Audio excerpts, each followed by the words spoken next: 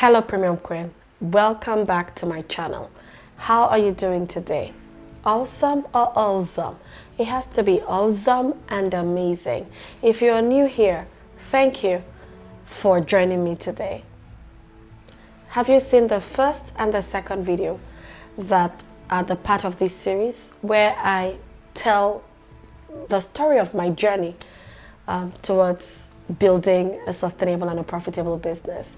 My name is Ijoma Ndukwe, the CEO of Bubes Foods and the lead brand strategist at Leap to Limitless Global, the transformational clarity queen. Now it was time to export my big idea. Now it was time to see the dream to get the product in the hands of 1 million people started. It was so exciting. It was everything. It was natural adrenaline for me. It was a natural high. And so we finished with production for the product, left the product. The product had gotten to the ports in Nigeria for onward delivery. And I just said, send it to Houston. I didn't have a buyer, but I believed. I'm not asking that you take the kind of, risks that I took or that I take. It just comes from some place of faith and conviction and just knowing that what's the worst that can happen is either it works or it doesn't work, and it's not really a life or death sentence, as it were. And once the product was at the port, I got back on the flight, went to Houston, back to the stores, the African stores that I had seen and felt that I could sell my product, and I went back to pitch Bubes Pap to them, and we did get a buyer. Yeah, so I think that when we take steps in the right direction, God does, open doors and make things happen for us. So the buyer agreed to take on the product, and it was exciting. Do you know what it means? So I had loaded a 20-foot container of this product that I started with less than $1 in my kitchen. We're talking export. Like, can you beat that? And however, there were delay at the ports. From the delay at the ports to the sea time, by the time the products got to Houston, it was 2 months to the best before date. That meant we couldn't sell in the way that we thought we would. I got on the plane again, flew back to Houston, and rather than dwell on the devastating loss, as it were, we're talking losses in 5 digits in dollars. It was about $35,000 for that container.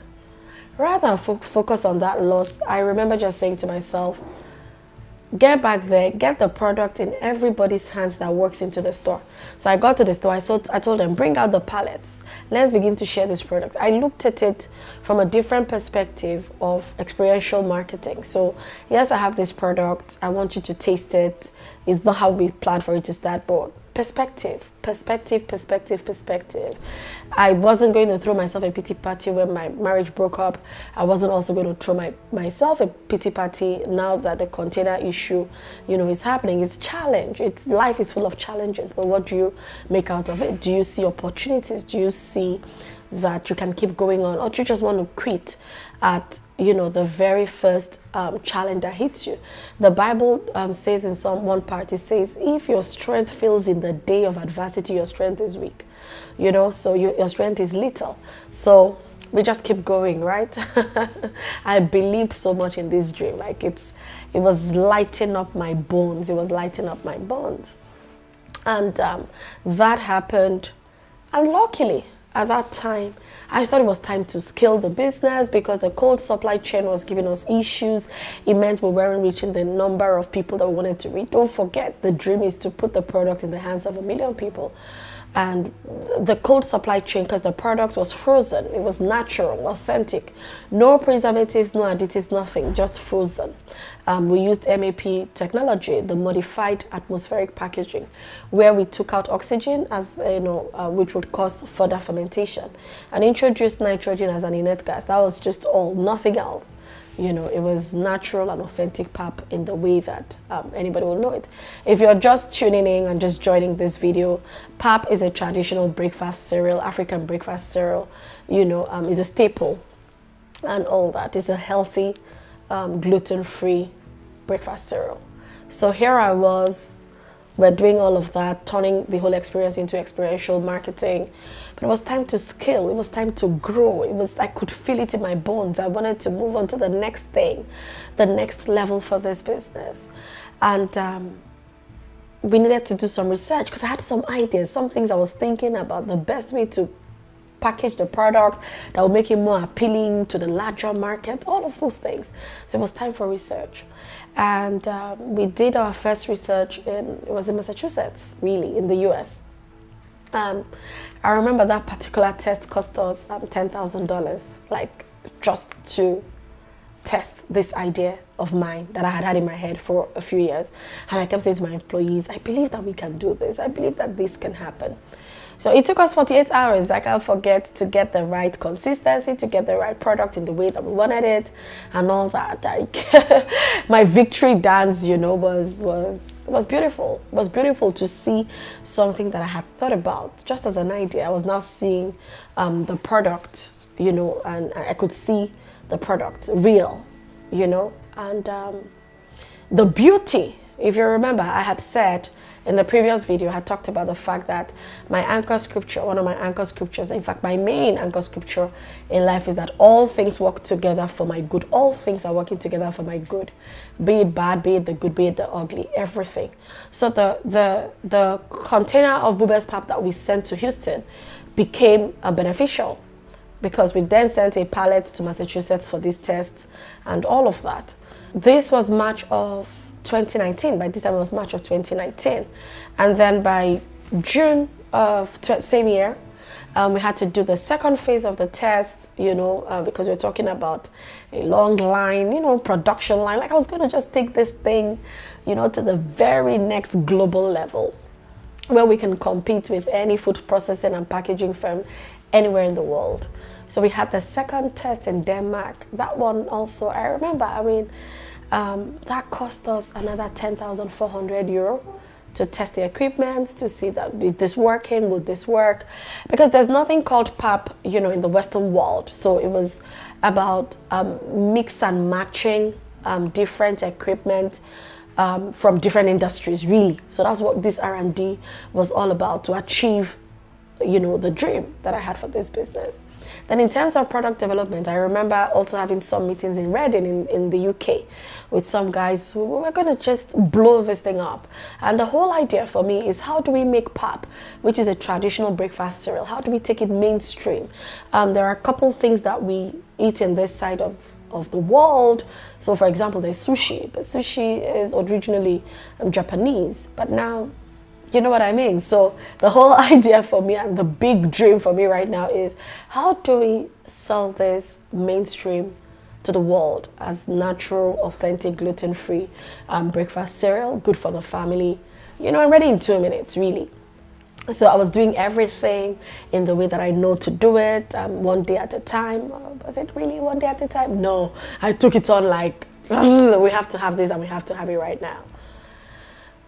And that began some rounds of crowdfunding.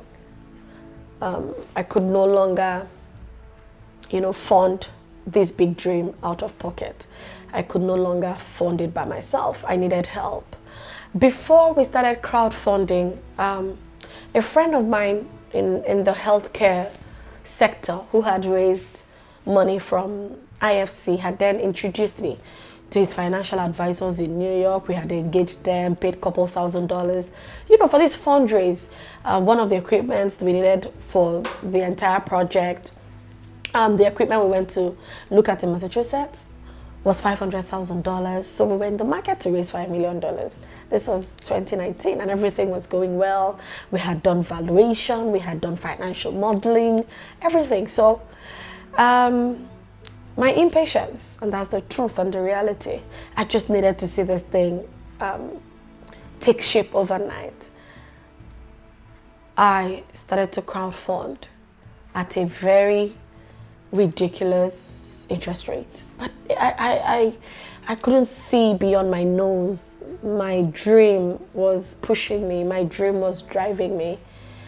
I wanted to do this. I wanted to do it so badly. The mad woman in me, had set this audacious goal. And I could see it. I could feel it. I knew we were there. We were almost there. And for me, the plans I had was once we raised the $5 million, because we were now at the point of term, like everything was going well, then we would repay the money we had raised through crowdfunding and, just go on with the business. Now this was towards the end of 2019, early 2020, and COVID happened. COVID happened. My goodness, and COVID happened. At the time we were about to discuss and sign term sheet. So term sheet is agreement, contractual agreement, for lending parties, equity investment, all of that. It was big. We were talking $5 million here for a business that started, practically at that time, less than 8 years. Yeah. 2019, 2020, yeah, about 7 years. It was 7 years old, and we were talking $5 million. It was big for me. It was big. This was me who remember, broke, running an expensive hobby as a business, wasn't exactly profitable, and here I am. My one idea, was then going to get me in this league of $1 million businesses, but COVID happened, just as life happens. But it wasn't just that COVID happened. We had people's money. We didn't have how to pay. There was global lockdown. Everything was on pause. We had to shut down business for a year. No income, zero, zilch. So even though we were considered essential services and could still produce, but because our product was in frozen form, don't forget, no additives, nothing, we couldn't do much, because prior to that time, we had 2 retail stores, one in Port Harcourt in the southeast Nigeria, or south of Nigeria. We had one in Lagos in the southwest, and factory was in Abuja in the north. We used to have freight products, to our retail stores, but we couldn't do any of those, and we were grounded to zero. Not only did COVID happen, I had gone to the UK on a 10-day trip, and 2 days to my return, airspaces were shut. I couldn't come back to Nigeria. My 10-day trip became 5 months of lockdown in the UK. Luckily for me, my mom had come to visit, and the whole idea was, once I get back from my trip after 10 days, she would leave back to her base. Well, the same way I got stuck for 5 months, it meant that she was also locked down in my home for 5 months, for which I'm extremely grateful. Don't forget, all things are working together for my good. Now, life became more interesting. So at this time, people's money, the tenor was up, people needed their money, there was no income. I was paying with every copper, every dime that I could lay my hands on. I was taking on more debts to service these debts, like digging deeper holes. It was crazy. One thing that I would say that I have in life, if this was a few months back, I would say I had in life, was my integrity. And here I was, everything thrown to the bin. Everything that I had worked for. My blood, my sweat, my sleepless nights, the tears, everything. I watched my whole life crumble. So I dare to say that my first failure, as it were, even though I didn't see it as that way at the time, but it's what it is, was me failing in medical school, as I had mentioned in the very first video. The second failure was my marriage packing up. And then, but those two, there was something. I mean, they were personal, they were private. I could deal with them. I mean, what's the big deal? But this was public shame. Even though every other business was going through the same thing, I felt that mine was peculiar. Peculiar because I was the same person who's telling people, your dreams are valid, get up and go, you can do it, you can do this. I'm a Christian, so my faith walk with God I would share. I'm not ashamed to say that I'm a Christian and God is guiding me, and it's like everything imploded. And I can smile now, but I don't wish my enemy what I've gone through in the last 2 years. Even though I don't wish my enemy that, I'm still extremely grateful that I've had to go through that, because it's also shaping me into the business owner that I'm becoming by the day.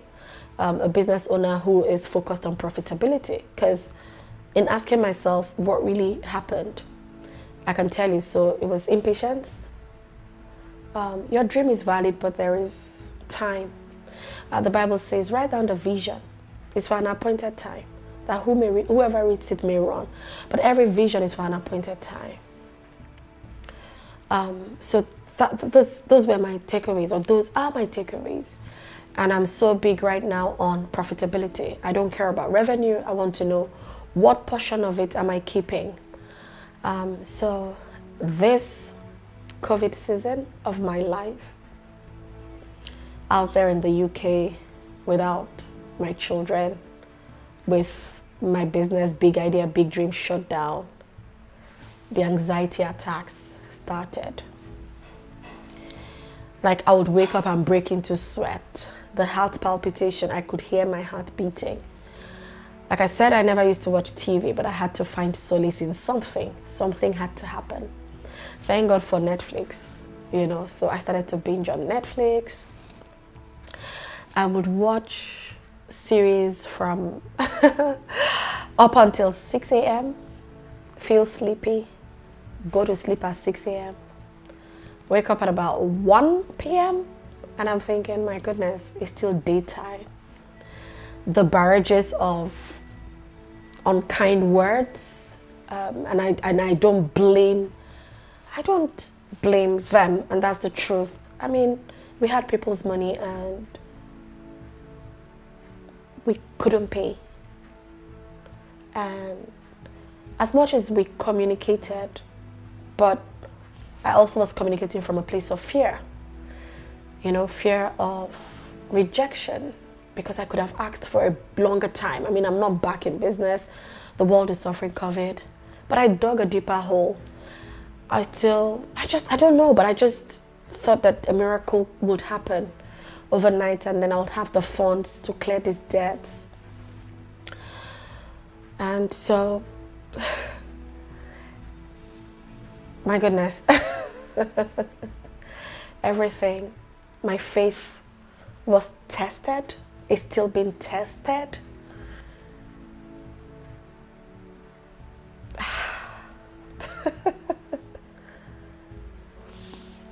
I had put in everything.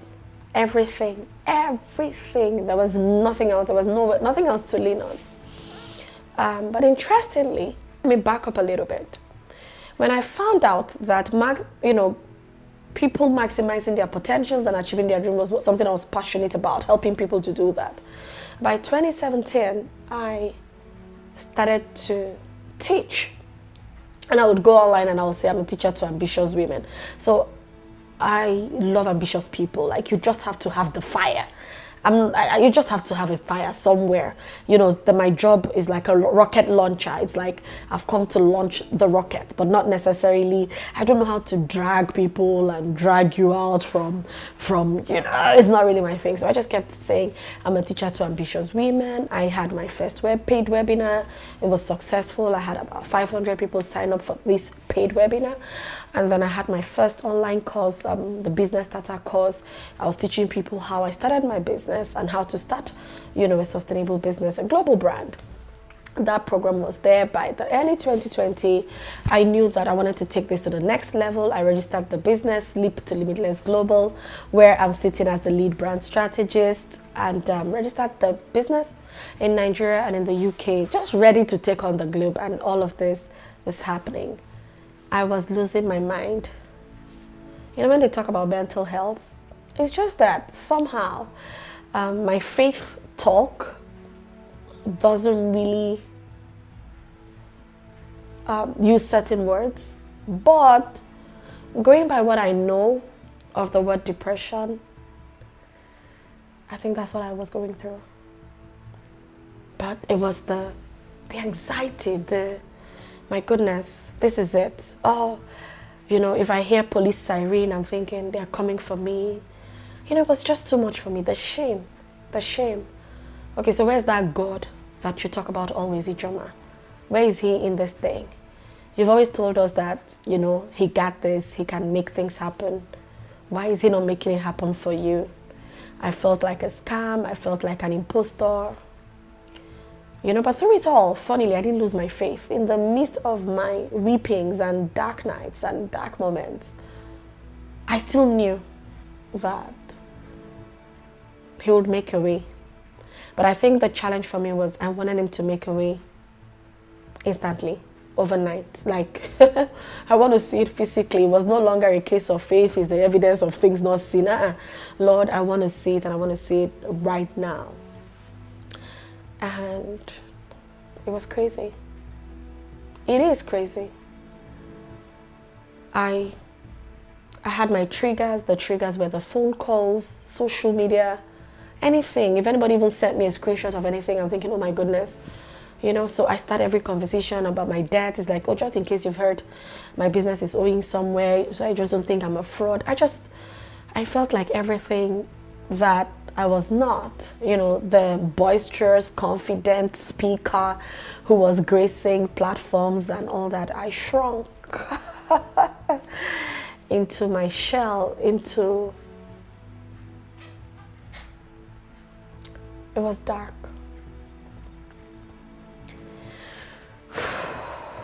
It was very dark. And in the midst of it all, I had to find, when the Bible talks about strength in the inner man, I had to find that strength in the inner man to keep pushing.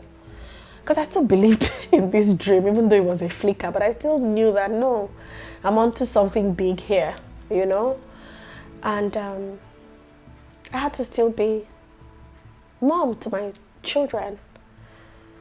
For the times when people will say, oh, as a single mom, you're doing well, I didn't get it. And I used to hate being addressed as a single mom. I used to just think, why do you have to label me? Why do you have to put that tag? I'm just a woman doing what she needs to do. But I guess that right now, I have to wear, if it's a label, I wear it with a superwoman cape.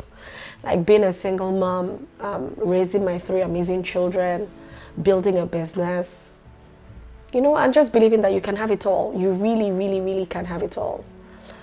And my goodness, it's been the darkest 2 years of my life. I wish I could tell you that I'm completely out of it. Unfortunately not. So even in doing this video, it was me having God conversations regarding, but this is your life assignment. It has nothing to do with you. It's about the assignment. It's about your life purpose. It's about the million other people. The business owes 42 people. And it's about the million other destinies, that will be inspired by your journey, It was about take your eyes away from this micro challenge and look at the bigger picture. And just as I'm speaking right now, the scripture that comes to mind was that when Peter was walking on water to meet Jesus, and he took his eyes away from Jesus and started to look in the storm, and that's when he started sinking. So I took my eyes, in these 2 years, I took my eyes away from the bigger picture, the dream, the lives that were being changed. I was having, annual life conferences, and there were hundreds of people that would come. People were starting businesses because I was telling them that they could. People signed up for my program. I mean, the testimonials were amazing, or are amazing, but I shut it all down. Like, I did not care. I stopped going out. Well, I normally wouldn't even socialize so much, but this now it was more like, no, I shut out everything. It was a season of separation. It was a season of being alone. Quite a dark season. Quite a very, very, very dark season of my life, but I just had to keep going. And I remember, so every day I'll say to God, okay, you know what? I'm sorry, I'll go back online next month. Come next month. No way. The triggers were still there. Like, no way, you can't do this to me. I'm not going anywhere. I loved, the mask wearing season. It meant that even the days that I went to church, which was practically the only place, that I would go to in terms of social, nobody would know me. So those times when people say, oh, I know you from your eyes, I'm like, oh my goodness, no, not again. And, but I kept going. I kept going, and I can tell you that it's been a journey and a half. But I think I need to catch a breather here and a break here and end this video now. If I need to cry, let me cry. If I need to exhale, let me exhale. But do click on the like button, subscribe, share. Let's help someone else. I'm telling you that I'm doing this, to be honest, afraid. The reason I probably didn't do, maybe an Instagram live where I have 45,000 followers and I'm saying, no, I'm going to start afresh and start with this, is there's always a way out. Okay, so I'm afraid of the triggers from live sessions and comments and the talks. No, I don't want to imagine what people are thinking. And I'm finding solace behind a camera just by myself, where I can still do the work and the assignment, right? So this is me saying to you, there is always a way out. In the midst of it all, there's always a way out. There is always a way out. So subscribe. Thank you for being with me till now. And I see you in the next video. Thank you.